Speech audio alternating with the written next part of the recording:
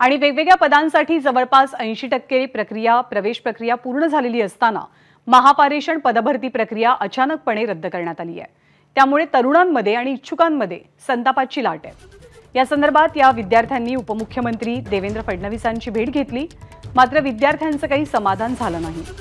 महापारेषण अंतर्गत विविध संवर्गातील एकूण 2541 पदांच्या भरतीसाठी 2023 पासून भरती प्रक्रिया सुरू आहे, ती जाहीर झालेली होती।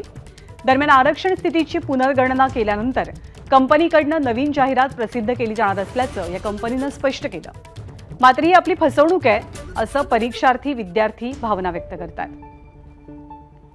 महापारेषणच्या भोंगळ कारभाराचा फटका परीक्षार्थी विद्यार्थ्यांना बसत आहे। राज्यामध्ये जवळपास 3,500 जागा महापारेषणने काढलेल्या होत्या आणि त्यासाठी 80% विद्यार्थ्यांची परीक्षा देखील घेतली।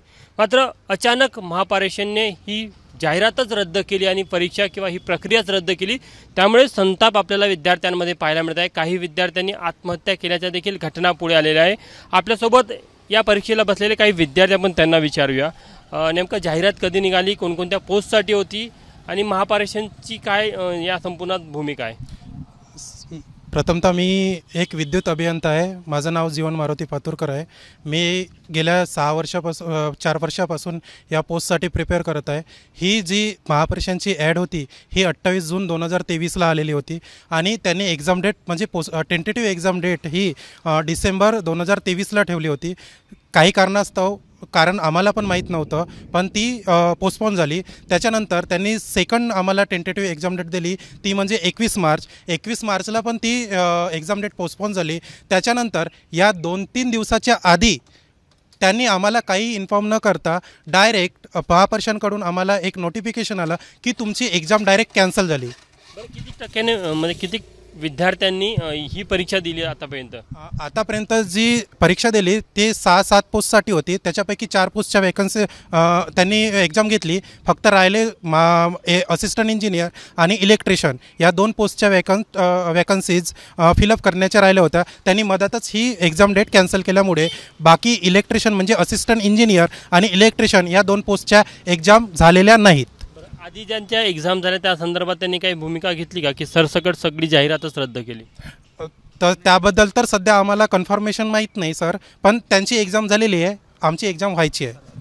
मला एक सांगा, आता तुम्ही देवेंद्र फडणवीस जे राज्याचे ऊर्जा मंत्री त्यांची भेट घेतली, त्यांचं काय म्हणणं होतं? आम्ही त्यांच्याशी बोललो, त्यांच्या हा जो आमचा मुद्दा होता त्यांच्या लक्षात आणून दिला, तर त्यांनी आम्हाला 100% प्रतिसाद दिला, पॉझिटिव्ह रिस्पॉन्स दिला आम्हाला की त्यांनी परत लगेच महापारेषणच्या अधिकाऱ्यांना फोन करून बोलले, ते त्यांच्या लक्षात आणून दिलं, परंतु त्यांनी पण तशीच उत्तरे दिली, पाहिजे तसं उत्तर दिलं नव्हतं त्यांनी आम्हाला पण। आता मला सांगा, आता तोडगा काय, म्हणजे तुमच्याकडे काय पर्याय आहे? सर, आमचं तर सध्या एक म्हणणं आहे, आम्ही सरांना जे बोललो तर आमचं एक म्हणणं आहे की आचारसंहितेच्या आधी ॲटलिस्ट पेपर झाला पाहिजे, कारण ही ॲडला 1 वर्ष झाला आहे सर, आणि आमच्या डिपार्टमेंटच्या ॲड 4-4, 5-5 वर्ष येत नाही। मग अशा वेळेस आम्ही काय करायला पाहिजे? आम्हाला टेन्शन येतं, घरच्यांना फेस करावं लागतं, सोसायटीला फेस करावं लागतं।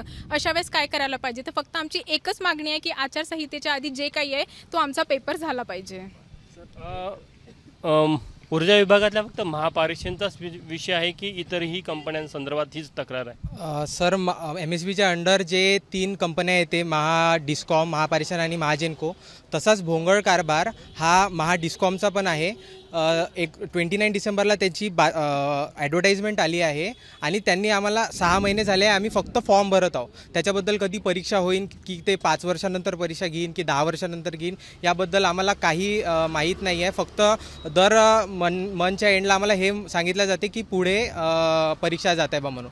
हाच भोंगळ कारभार सगळीकडे सुरू आहे। तसं टेक्निशियनच्या पोस्टसाठी 1800 जागा निघून आहे, जवळजवळ 1 लाख जणांनी फॉर्म भरला आहे।